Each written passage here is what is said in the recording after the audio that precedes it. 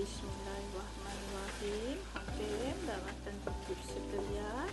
Hari ini kita nak masak udang, masak lemak kering. Dia tak berkuah macam masak lemak cili api yang lain. Okey, jom. Ini bahan-bahan yang kita akan blend. Cili dalam 5-6 biji. Kami tak buat pedas, so kalau suka pedas boleh tambah lagi. 1 sudu ketumbar serbuk. Okay, saya guna bawang besar hari ini dalam 2 biji bawang besar, kunyit sedikit dan lengkuas. Okey, bahan-bahan ni kita akan blend sehingga hancur. Okay, saya dah panaskan kuali, dah panaskan minyak.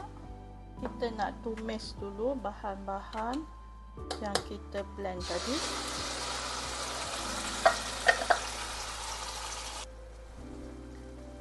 Sedikit garam, 1 sudu setengah gula. Okay, kita biarkan dia masak.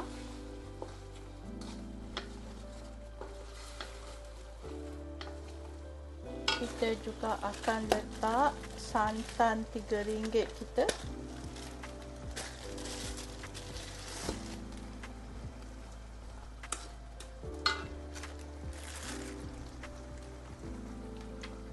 Dan santan 60 ml kita. Memang nak pekat kuah ni. So, kita biarkan dia sampai masak sebelum kita masukkan udang. Okey, dah hampir kering dah kuah kita.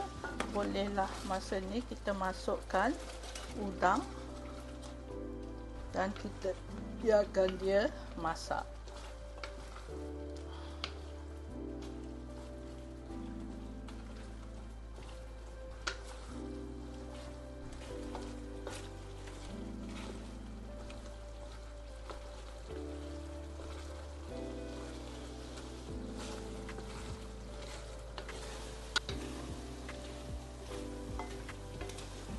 Udang kita dah nak masak, boleh tutup api, boleh hidang.